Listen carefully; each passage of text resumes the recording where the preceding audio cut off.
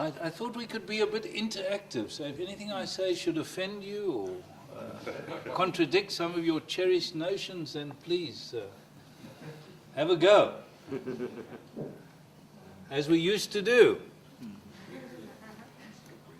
Paul didn't mention that I started lecturing at UCT in 1964 as a junior lecturer when I was younger than most of the students in the class.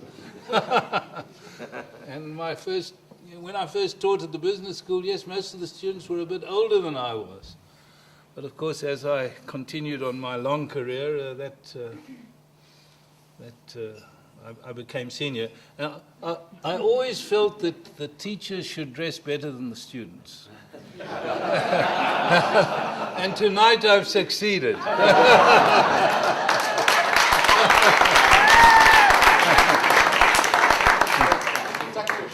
Right, 1988 was an age ago, wasn't it? It was a difficult year.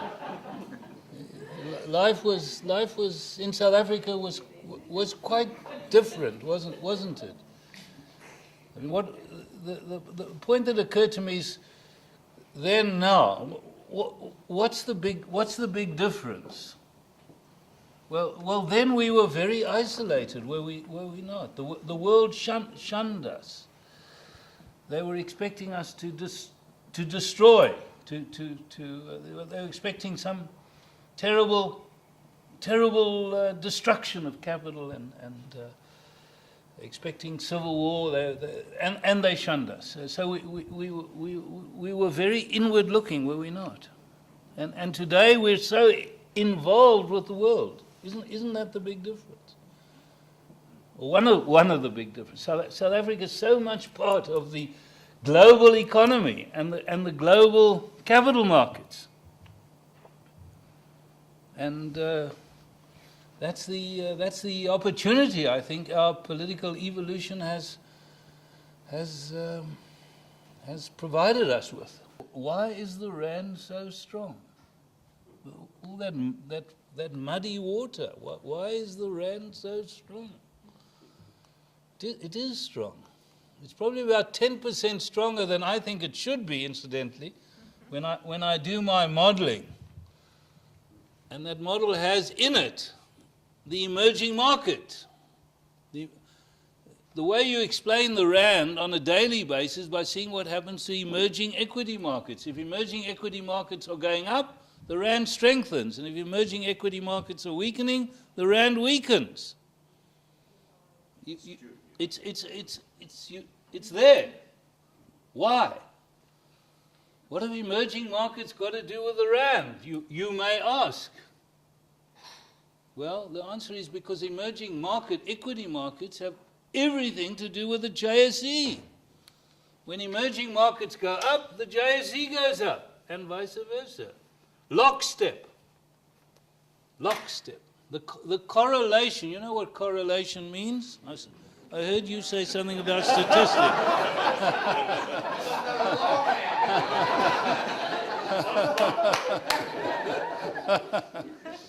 Correlation, well, coincidence.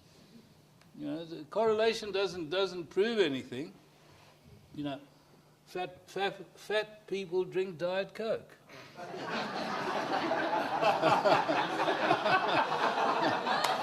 Therefore, Diet Coke makes them fat, right? That's correlation. As I hope I taught you, it's not the supply of money that matters, it's the excess supplies of money.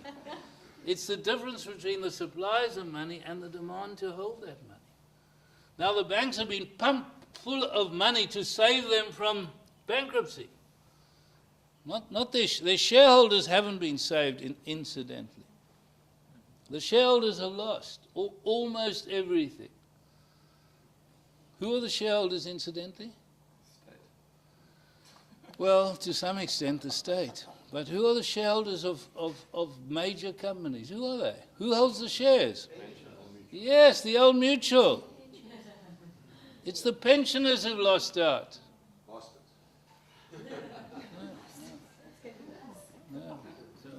No, it's the pensioners, this idea. Who are the shareholders? It's our pension plans. It's our retirement planning.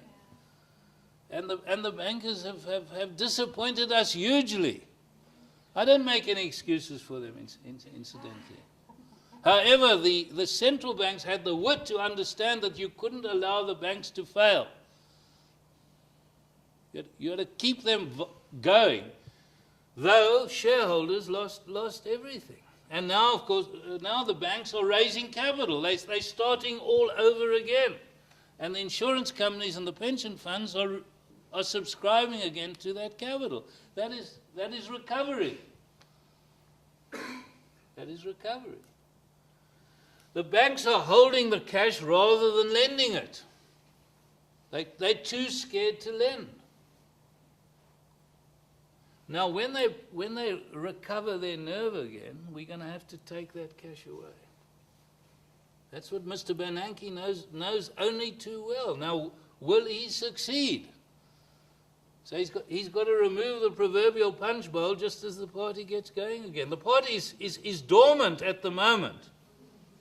That one should understand. The banks are still not lending enough.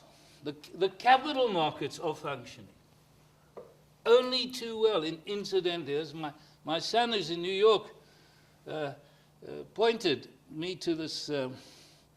What's happening at the moment is that corporate balance sheets in America outside the financial sector are very, very strong. And corporations in America are able to borrow very freely. And they're doing so. And what is management doing with this newfound balance sheet strength? What does management always do with newfound management strength? No. As well as pay themselves. Because knowledgeable, skillful, enterprising people are very mobile. Everybody wants them. And we've got to make sure that we keep ours and encourage the growth in knowledge and skills in South Africa. And understand that in the long run, it is a long run process. That is how, as everywhere else, we will overcome poverty. So we've got to resist the populists. We've got to resist the populists who think there's some shortcuts. There are no shortcuts. There's only enterprise, innovation, application of knowledge, and tolerance of the rewards that skilled people deserve in globally competitive markets. Sure. Well, thank you very much. You've all been listening to me.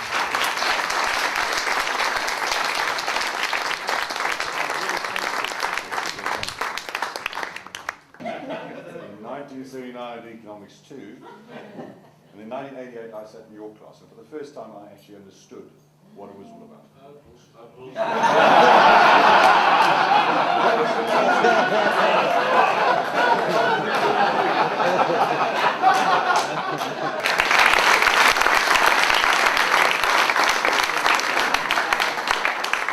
a rude bunch of buggers. Well, congratulations to everybody, because during the last 21 years, we've done a lot of things in the world.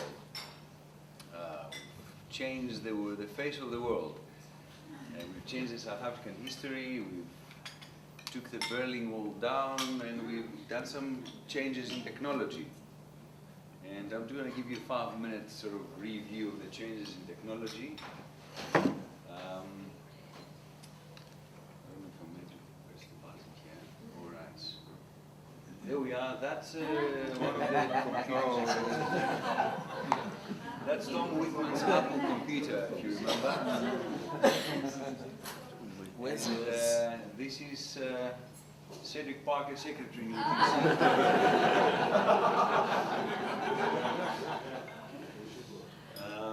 That was my dream car. I was studying at the MBA, and that's an Aston Martin Vanquish.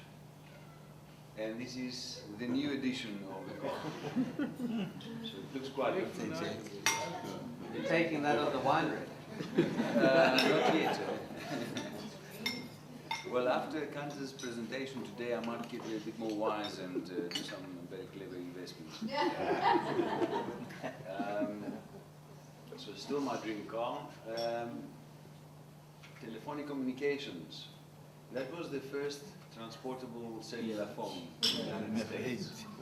It costs about over, it used to cost about $1,000, over $1,000. And it was rather big. And that was the handle that you carried. So you can imagine. So, and then a more up-to-date model, that was a revolutionary model. People rushed to buy that. And today, so George Statham's got one of these ones. So that's big changes in technology there. Also, let's look at forms of expression. Because it's got to do with a bit of technology. Where's you, George? Is that your That's the ghetto master. You know the handbag? The handbag is not gay. I think the handbag is called the spare batteries. The handbag is good in the bedroom.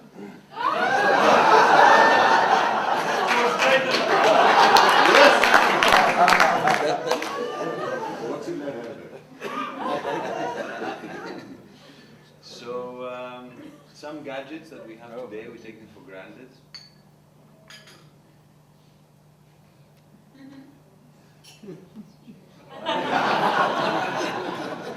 My secretary thought that Red Bull is very important.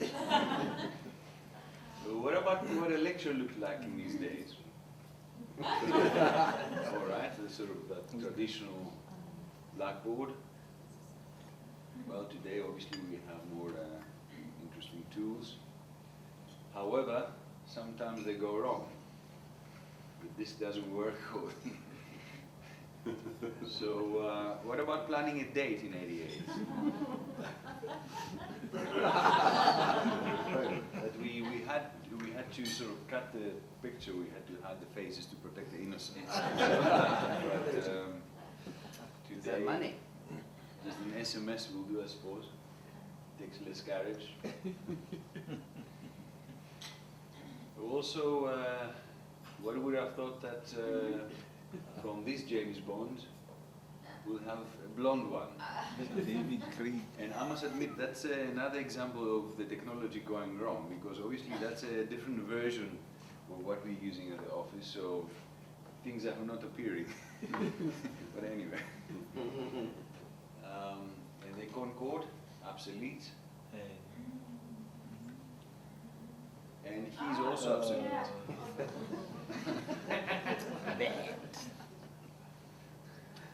And he would be the president, and people would not vote for this guy. So big change in the last 21 years. And the last slide, I don't think it's got anything to do with technology, but it's got to do with...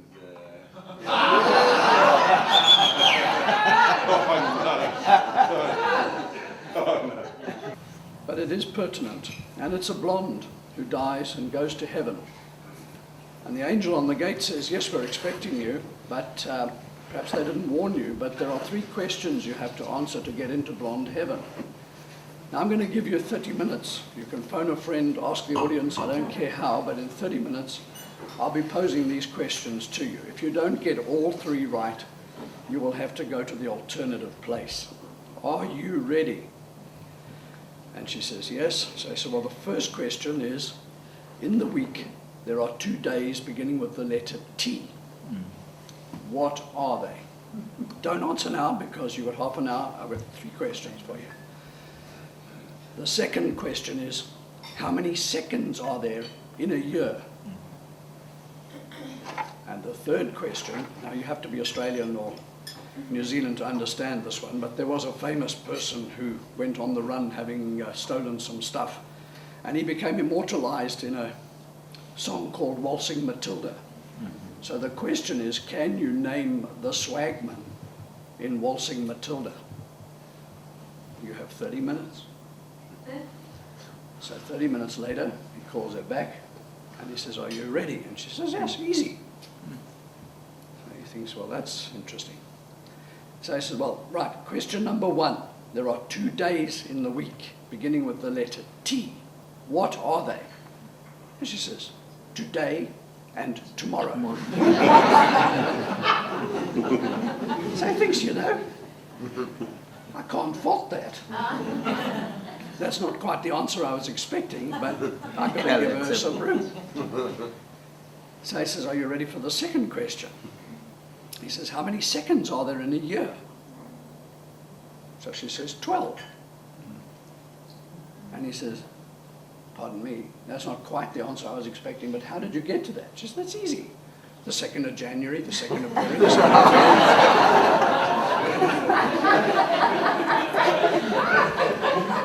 And he says, actually, you know what?